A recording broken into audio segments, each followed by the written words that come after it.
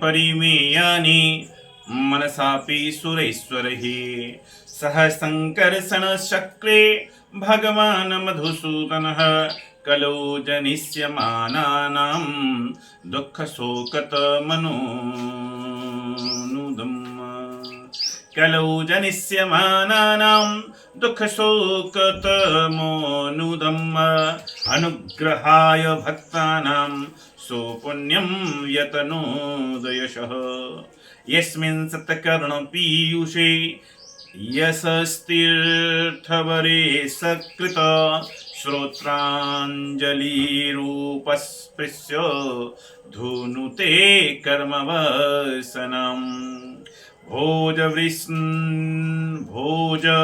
वृष्णयन्ध कमधुसूरसेन सार्हकै श्लाघनीये हितः शाश्वत कुरु संजय पांडुभिः।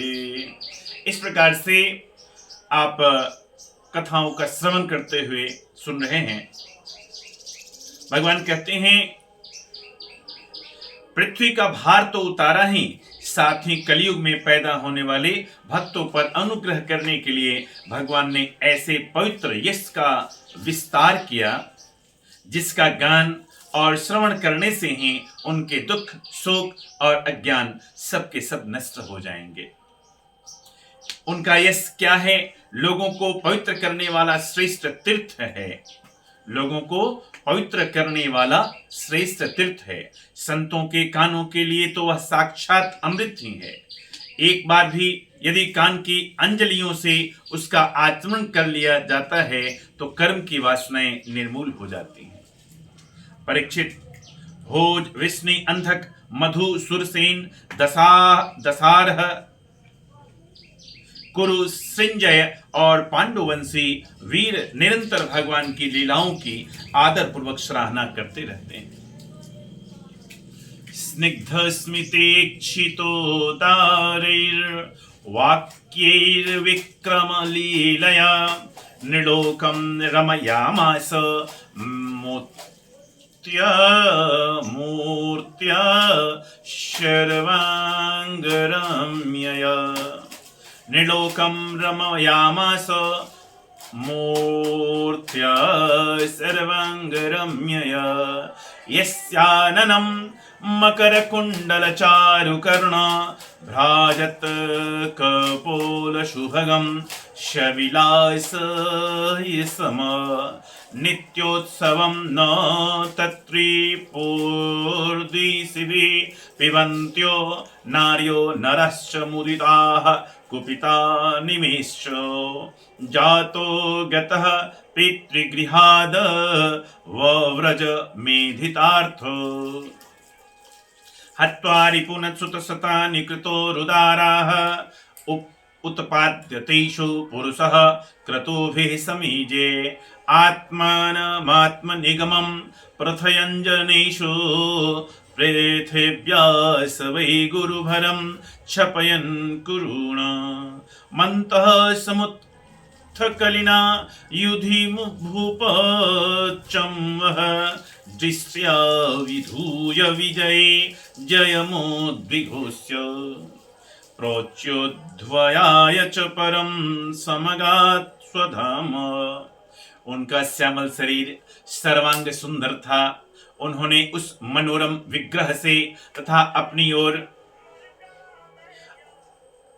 उनका श्यामल शरीर सर्वांग सुंदर था। उन्होंने उस मनोरम विग्रह से तथा अपनी प्रेम भरे मुस्कान, मधुर चितवन, प्रसाद पूर्ण वचन और पराक्रम पूर्ण लीला के द्वारा सारे मनुष्यों को आनंद में सराबोर कर दिया था। भगवान के मुख कमल की शोभा तो निराली ही थी। मकराकृति कुंडलों से उनके कान बड़े कमनीय मालूम पड़ते थे। उनकी आभा से कपोलों का सौंदर्य और खिल उठता था।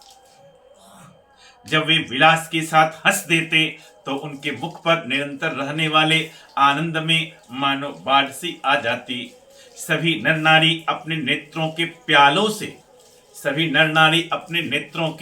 प्यालों से उनके मुख की माधुरी का निरंतर पान करते रहते, परंतु तृप्त नहीं होते।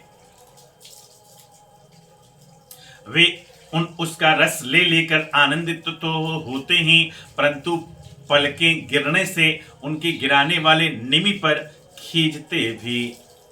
लीला पुरुषोत्तम भगवान अवतीर्ण हुए मथुरा में वसुदेव जी के घर, परंतु वहां रहे नहीं। वहां से गोकुल में नंद बाबा के घर चले गए। वहां अपना प्रयोजन, जो ग्वाल गोपी और गौओं को सुखी करना था, पूरा करके मथुरा लौट आए। व्रज में, मथुरा में तथा द्वारका में रहकर अनेकों शत्रुओं का संहार किया। बहुत से स्त्रियों से विवाह करके हजारों पुत्र उत्पन्न किए। साथ ही लोगों में अपने स्वरूप का साक्षात्कार कराने वाली अपनी वाणी स्वरूप श्रुतियों की मर्यादा स्थापित करने के लिए अनेक यज्ञों के द्वारा स्वयं अपना ही यजन किया। कौरव और पांडवों के बीच उत्पन्न हुए आपस के कलह से उन्होंने पृथ्वी का बहुत सा भार हल्का कर दिया तथा युद्ध में अपनी दृष्टि से ही राजाओं की बहुत सी अक्षौहिणियों को ध्वंस करके संसार में अर्जुन की जीत का डंका पिटवा दिया। फिर उद्धव को आत्म तत्व का उपदेश दिया और इसके बाद वे अपने परम धाम को सिधार गए। इति श्रीमद्भागवते महापुराणे वैयासिक्याम अष्टादश सहस्र्यां पारमहंस्यां संहितायां नवम स्कंधे श्री सूर्य सोम वंशानुकृते यदुवंशानुकृतनं नाम चतुर्विंशोऽध्यायः इति नवमः स्कंधः। इस प्रकार से भगवान की लीलाओं का वर्णन किया गया। पूरा का पूरा वीडियो डालना संभव नहीं है, अभी बाद में देखा जाएगा। और पूरा का पूरा लाइव भी आना संभव नहीं है। हाँ, जो लोग जूम पर हैं, जो लोग गूगल मीट पर हैं, उन सबका सादर स्वागत है। लेकिन पूरा का पूरा वीडियो हमें आता भी नहीं, बच्चों से सहयोग लेना पड़ता है, तो बच्चे से जितना बन पा रहा है कर दे रहे हैं।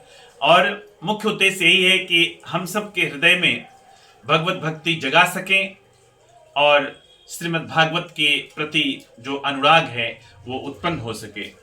तो प्रेम से बोली भागवत भगवान की जय, प्रेम से बोली सुखदेव भगवान की जय।